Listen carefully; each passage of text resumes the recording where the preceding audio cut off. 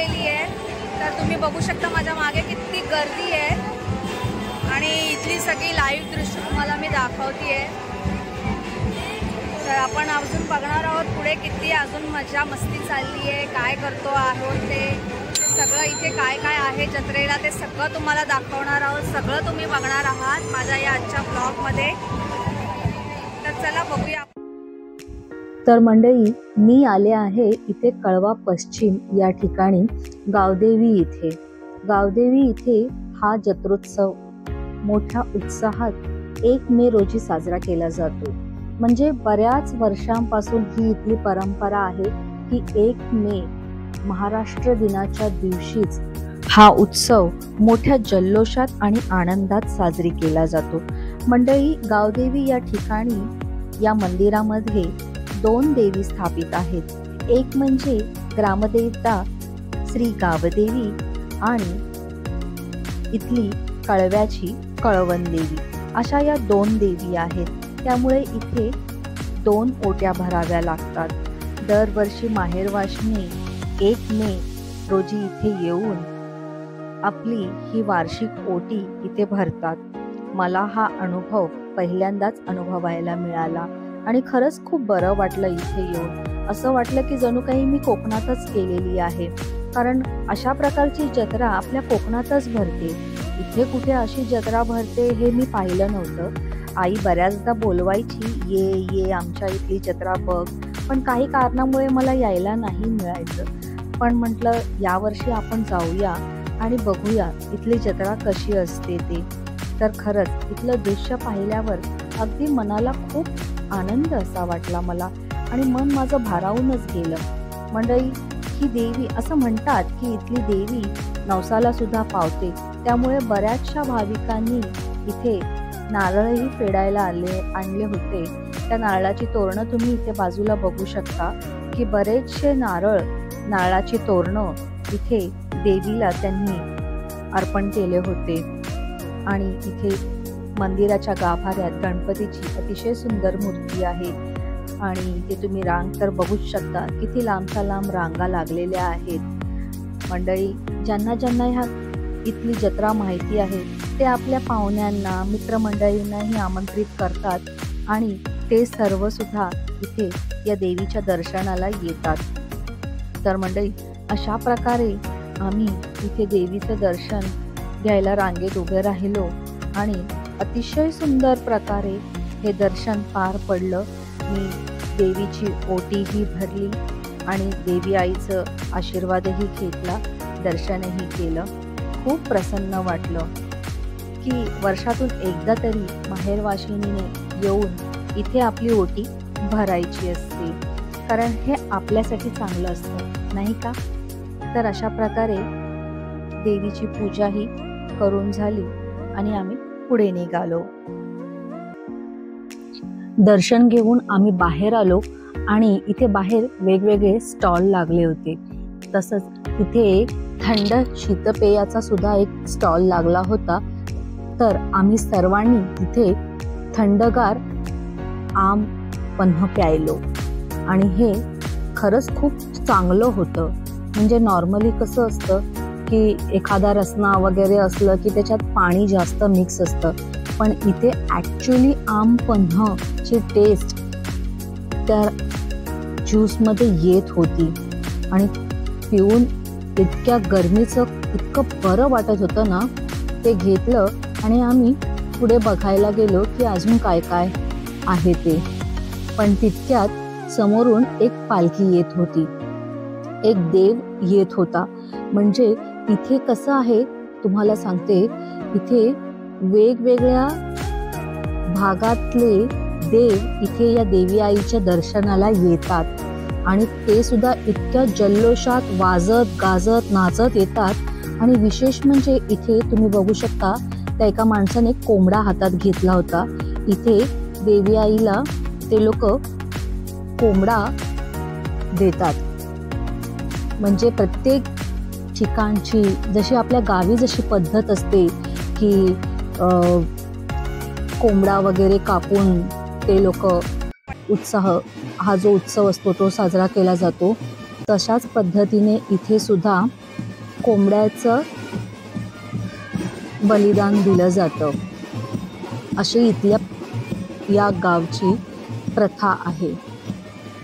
तर इथे अशा प्रकारचे बऱ्याच भागातून देवी आईच्या भेटीला इथे येतात. ते दृश्य अतिशय बघण्यासारखं होतं.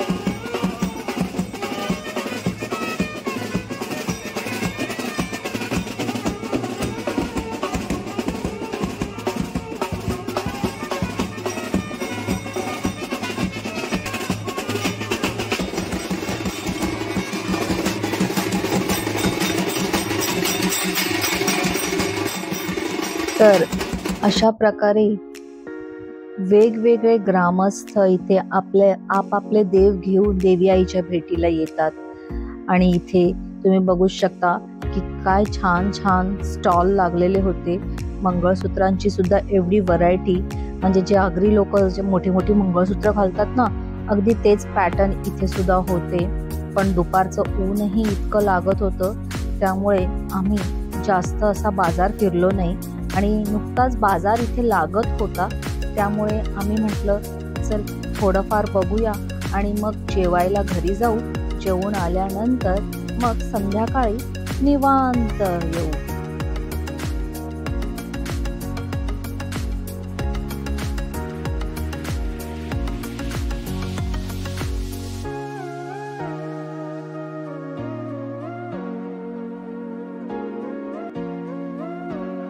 संध्याकाळी जेवून झाल्यावरती आम्ही आरामात पुन्हा एकदा जत्रा बघायला आलो. तेव्हा इथे सर्वांनी आपापला स्टॉल मांडला होता. लहान मुलांची खेळणी जी आम्ही लहानपणी भांडीकुंडी घेऊन खेळायचो ना, अगदी तशा प्रकारे. आणि जिथे बाहेर पंढरपूरला असतात टिळे लावणारे, तसे इथेही होते. तर मीही टिळा लावून घेतला. खूप छान वाटतं.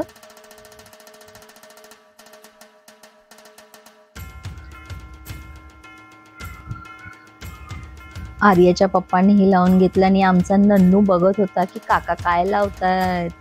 आणि मग त्यांना आमच्या नन्नूला सुद्धा लावायला सांगितलं आणि आमच्या नन्नूने सुद्धा लावून घेतला टिळा बाप्पाचा. छान छान.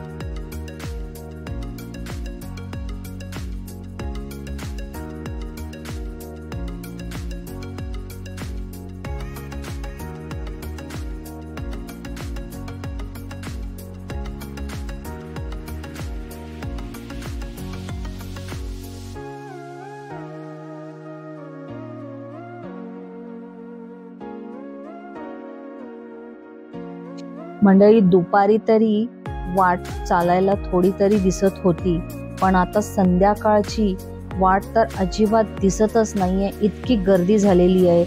आणि वेगवेगळ्या ठिकाणाहून देवी आईच्या भेटीला येतात.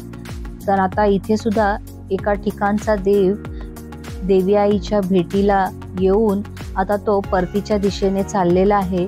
तर तुम्ही बघू शकता पालखी ही किती सुंदर सजवलेली आहे.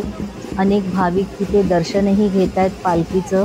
आणि बँड बाजा म्हणजे अगदी हा सोहळा जसा आपल्या शिमग्याला गावी होतो तसाच उत्सव इकडचे जे स्थायिक ग्रामस्थ लोक आहेत ते करतात. आणि इथे तुम्ही देवही बघू शकता की म्हणजे सगळेजण इतक्या जल्लोषात गुलाल उडवत, इथल्या बायकाही तशाच एकदम जोशमध्ये कशा नाचतायत आणि गुलाल उडवतायत. बघा, तुम्ही बघू शकता. म्हणजे हा नजारा मी पहिल्यांदाच इथला बघितला की मुंबईला सुद्धा अशा ठिकाणी. म्हणजे हे सगळं दृश्य आपल्याला एक तर दहीहंडीमध्ये किंवा गणपतीला बघायला मिळतं, पण ते आपण इथे बघतो आहोत. इथे छोट्या छोट्या बाहुल्यांचा सुद्धा एक सुंदर स्टॉल होता की किती छान, म्हणजे वुलनचं त्या बाहुल्यांना असं इतकं सुंदर प्रकारे डेकोरेट केलं होतं. मस्त लांब घेरीचा फ्रॉक आणि त्यांचे हॅट्स खूप छान छान. अशा प्रकारे इथे वेगवेगळे स्टॉल जे भरले होते, आकाश पाळणा, मुलांसाठी खेळण्यासाठी छान छान गोष्टी, असे छान छान गेम सुद्धा इथे होते मांडलेले. आणि ते खाजा, म्हणजे जसं आपल्या जत्रेमध्ये खाजा गावाला मिळतो तसं खाजा, कंदी पेढे वगैरे आणि काय म्हणतात तो बर्फी, असे वेगवेगळे स्वीट्स इथे स्टॉल लागले होते. सगळे गोळा वगैरे. गोळा तर आता उन्हाळ्यात त्यांचा तर पीकच, त्यामुळे मुलांना थंडगार हे आवडतंच. आईस्क्रीम, गोळा, असे बरेचसे स्टॉल इथे लागले होते. खेळण्यांचे, किती छान छान खेळण्यांचे स्टॉल इथे लागले होते, तुम्ही बघू शकता.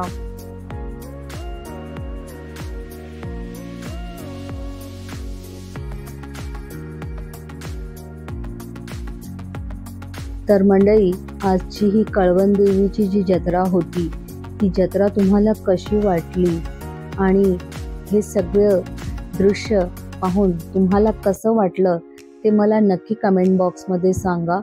आणि जर तुम्हाला माझा आजचा व्लॉग आवडला असेल तर माझ्या चॅनलला लाईक करा, कमेंट करा आणि शेअर करा.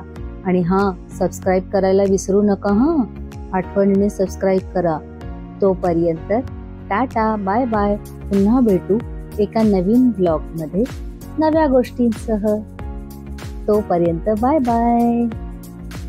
महाराष्ट्र दिनाच्या हार्दिक शुभेच्छा.